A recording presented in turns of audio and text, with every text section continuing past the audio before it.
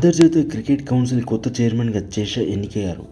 అతను గ్రెగ్ బారెక్లే తర్వాత బాధ్యతలు స్వీకరించినారు మరియు డిసెంబర్ 1 బాధ్యతలు స్వీకరించారు.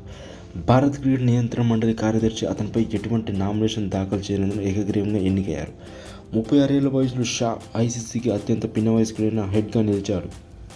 అతను 3 సంవత్సరాల పదవీ కాలాన్ని కలిగి ఉంటాడు మరియు మరో 3 సంవత్సరాలు కొనసాగవచ్చు. 2019 నుంచి కొనసాగుతున్న బీసీసీఐ పదవికి ఇప్పుడు షా ముందుకొస్తాడు అనిపిస్తుంది.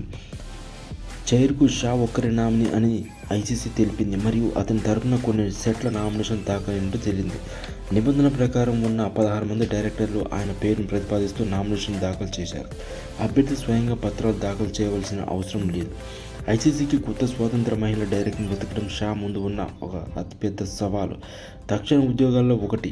ఇందిరా నూయి గత నెలలో తన పదవీ కాలం ముగిసిన తర్వాత క్రిక్బీజ్ మొదటిసారి నివేదించినట్లు తెలిపింది. ఈ సంస్థ ఖాళీగా ఉంది. దాదాపు మెగా 3,000 బిలియన్ ప్రసార ఒప్పందంపై మళ్లీ చర్చలు జరపాలని కోరుతున్నట్లు డిజ్నీ స్టార్ అభ్యర్థన నిర్వహించింది.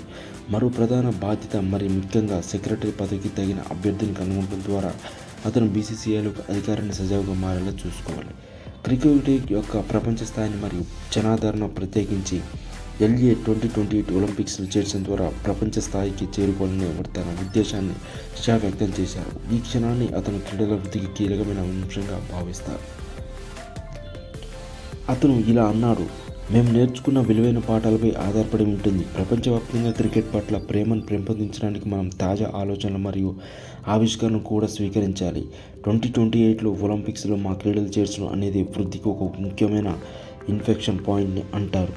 క్రికెట్ మరియు ఇతర క్రీడ అపూర్వమైన రీతిలో ముందుకు నడుపుతుందని చెప్పి నేను విశ్వసిస్తున్నాను.